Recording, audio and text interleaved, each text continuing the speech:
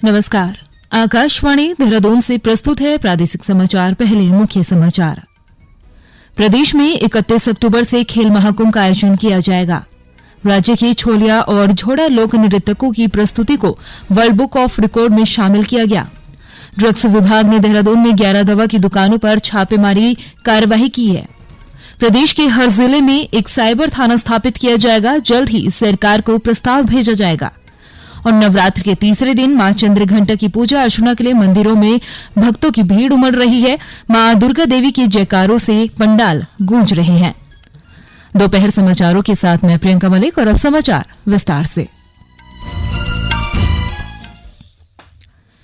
प्रदेश में आगामी 31 अक्टूबर से खेल महाकुंभ का आयोजन किया जाएगा। खेल मंत्री रेखा आर्य ने देहरादून में खेल महाकुंभ 2023 की तैयारियों के संबंध में विभागीय अधिकारियों के साथ बैठक की।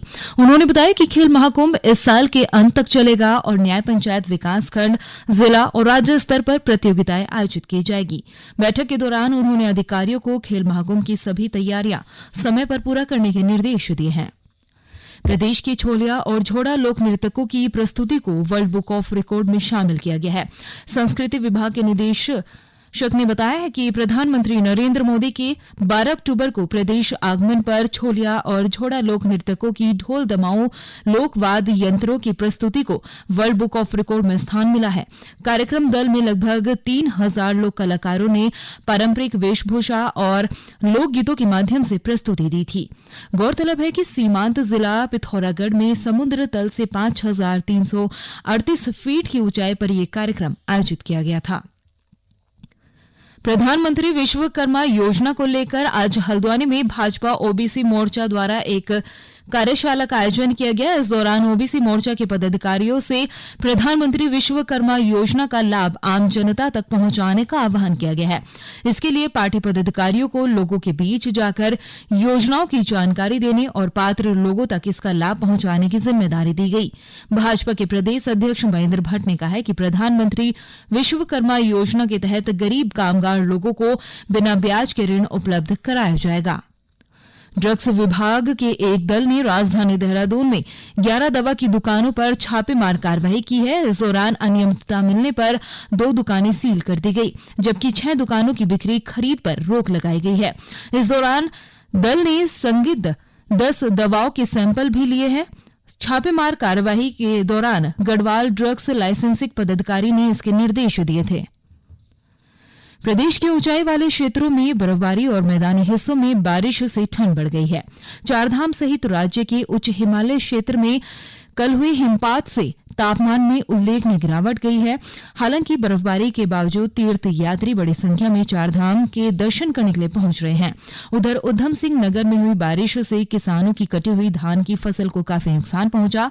हालांकि जिलाधिकारी ने बताया कि भीगी हुई कटी धान की फसल को सुखाकर जल्द ही उसको तोला जाएगा। हम लोगों ने शनिवार को भी धान की खरीद के लिए सारी क्रय एजेंसियों को और राइस मिल जो हमारे आढ़ती होते हैं उनको भी ये निर्देश दिया गया था कि शनिवार को भी धान खरीद करें।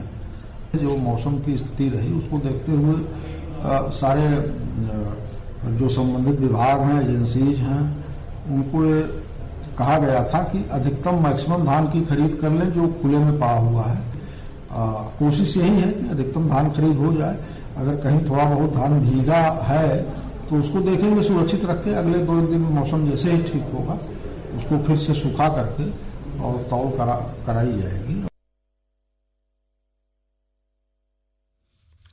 इस बीच प्रदेश के अधिकांश हिस्सों में आज आंशिक तौर पर बादल छाए हुए। मौसम विभाग ने अगले 12 घंटे के दौरान राज्य में कहीं कहीं गरज के साथ हल्की से मध्यम बारिश की संभावना भी जताई है। विश्व की सबसे अधिक ऊंचाई पर स्थित तृतीय केदार तुंगनाथ मंदिर की छतरी का जीर्णोद्धार और कलश स्थापना का काम बर्फबारी के बीच विधि विधान से शुरू हो गया है। तुंगनाथ मंदिर की नई छतरी का निर्माण देवदार की लकड़ी से किया जाएगा। इससे पहले की तरह नकाशीदार बनाया जाएगा। बद्रीनाथ केदारनाथ मंदिर समिति के अध्यक्ष अजिंद्र अजय ने बताया कि प्रदेश में मंदिरों के जीर्णोद्धार के लिए लगातार कार्य जारी है। उन्होंने बताया कि ओंकारेश्वर मंदिर में कोठा भवन का जीर्णोद्धार का काम गतिमान है और गुप्त काशी स्थित विश्वनाथ मंदिर की छतरी का जीर्णोद्धार कार्य भी प्रस्तावित है। ये समाचार आकाशवाणी के देहरादून केंद्र से प्रसारित किए जा रहे हैं। ताजा समाचार के लिए आप हमारे फेसबुक पेज आकाशवाणी समाचार उत्तराखंड और ट्विटर हैंडल @AIRnews_DDN को फॉलो कर सकते हैं। ये समाचार यूट्यूब चैनल आकाशवाणी समाचार उत्तराखंड को सब्सक्राइब कर सुने जा सकते हैं। साथ ही ये समाचार आकाशवाणी की वेबसाइट www.newsonair.gov.in/उत्तराखंड पर भी उपलब्ध हैं।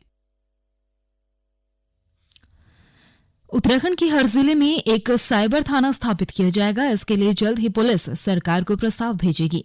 पुलिस महानिदेशक अशोक कुमार ने कहा है कि वर्तमान में साइबर अपराध देश में सबसे बड़ा उभरता हुआ अपराध है, जिस पर प्राथमिकता के साथ काम करने की जरूरत है। राज्य में पुलिस द्वारा चलाए जा रहे अभियानों की समीक्षा लेते हुए श्री कुमार ने कहा है कि प्रदेश में इस साल अपराध नियंत्रण और अपराधियों के खिलाफ प्रभावी कार्यवाही में व्यवहारिक तौर पर अच्छा कार्य हुआ है। उन्होंने कहा कि पुलिस ने हत्या, लूट, डकैती सहित अन्य अपराधों के खुलासों में भी बेहतर काम किया है। बैठक के दौरान पुलिस महानिदेशक ने सोशल मीडिया पर राष्ट्र विरोधी, सांप्रदायिक और झूठी खबरें प्रसारित करने वालों के खिलाफ कार्रवाई करने के भी निर्देश दिए हैं। प्रदेश में नवरात्र का पर्व धूमधाम से मनाया जा रहा है। नवरात्रि के तीसरे दिन आज दुर्गा देवी के तीसरे स्वरूप मां चंद्रघंटा की पूजा अर्चना की जा रही है। इसके लिए प्रदेश के विभिन्न स्थानों में पंडाल सजाए गए हैं और दुर्गा मंदिरों में हर दिन बड़ी संख्या में श्रद्धालु दर्शन के लिए पहुंच रहे हैं। हरिद्वार की मनसा देवी और चंडी देवी मंदिरों में विशेष पूजा अर्चना के लिए सुबह से ही श्रद्धालुओं की भीड़ जुटी रही। वहीं चंपावत में मां पूर्णागिरी और नैनीताल स्थित नैना देवी मंदिर में श्रद्धालुओं ने पूजा अर्चना कर दर्शन किए। उधर टिहरी जिले के सुरकंडा देवी मंदिर सहित जिले के अन्य मंदिरों में भी मां दुर्गा के जयकार और भजन कीर्तन के साथ गूंज रहे हैं। अल्मोड़ा में मां दुर्गा आदि शक्ति पीठ, मां नंदा देवी, दूनागिरी, कसार देवी, बाराही देवी, स्याही देवी और विभिन्न मंदिरों में सुबह से ही श्रद्धालु मां दुर्गा के दर्शन के लिए लंबी कतारों में लगे हुए हैं। मुख्य न्यायाधीश की अध्यक्षता वाली सर्वोच्च न्यायालय की खंडपीठ ने 26 सप्ताह के गर्भ को समाप्त करने की अनुमति मांगने वाली एक महिला की याचिका को खारिज कर दिया है। मुख्य न्यायाधीश DY चंद्रचूड़ ने बताया है कि गर्भपात की अनुमति देना medical termination of pregnancy act की धारा 3 और 5 का उल्लंघन होगा, क्योंकि गर्भ से मां को तत्काल कोई खतरा नहीं है और ये भ्रूण के असामान्य होने का मामला भी नहीं है। उन्होंने बताया कि हम दिल की धड़कन को नहीं रोक सकते। शीर्ष अदालत की पीठ में न्यायमूर्ति JB पारदीवाला और न्यायमूर्ति मनोज मिश्रा भी शामिल थे। चिकित्सकीय गर्भपात अधिनियम के तहत गर्भ अवस्था को समाप्त करने की ऊपरी सीमा 24 सप्ताह है। और अब संक्षिप्त में समाचार। हरिद्वार जिले के श्यामपुर थाना क्षेत्र के तहत चिड़ियापुर के पास एक बस के बरसाती नदी में फंसने की सूचना पर पुलिस ने तत्काल प्रभाव से अभियान चलाकर बस में सवार 22 लोगों को सुरक्षित बाहर निकाला है। कुमाऊं विश्वविद्यालय ने परीक्षा सत्र 2022-23 में पंजीकृत विद्यार्थियों की BA व BCom में चौथे सेमेस्टर, BCA और कृषि के 8वें सेमेस्टर, इसके साथ ही M फार्मा के दूसरे सेमेस्टर की मुख्य परीक्षाओं के परिणाम घोषित कर दिए हैं। परीक्षा परिणाम विश्वविद्यालय की आधिकारिक वेबसाइट पर देखे जा सकते हैं। Bharat Nepal youth game international championship की 1500 मीटर की दौड़ में हरिद्वार जिले के अंकुर सैनी ने स्वर्ण पदक जीता है और हल्द्वानी में आंवला गेट रेलवे क्रॉसिंग पर रेल फाटक बदलने का काम किया जा रहा है। इस कारण शाम 5 बजे तक इस मार्ग पर यातायात बाधित रहेगा। और अब अंत में मुख्य समाचार एक बार फिर। प्रदेश में 31 अक्टूबर से खेल महाकुंभ का आयोजन किया जाएगा। राज्य की छोलिया और झोड़ा लोक नृत्यकों की प्रस्तुति को वर्ल्ड बुक ऑफ रिकॉर्ड में शामिल किया गया। ड्रग्स विभाग ने देहरादून में 11 दवा की दुकानों पर छापेमार कार्रवाई की है। प्रदेश के हर जिले में एक साइबर थाना स्थापित किया जाएगा। जल्द ही सरकार को प्रस्ताव भेजा जाएगा। और नवरात्रि के तीसरे दिन मां चंद्रघंटा की पूजा अर्चना के लिए मंदिरों में भक्तों की भीड़ उमड़ी है। मां दुर्गा के जयकारों से मंदिर गूंज रहे हैं। इसके साथ ही प्रादेशिक समाचार का बुलेटिन समाप्त हुआ। नमस्कार।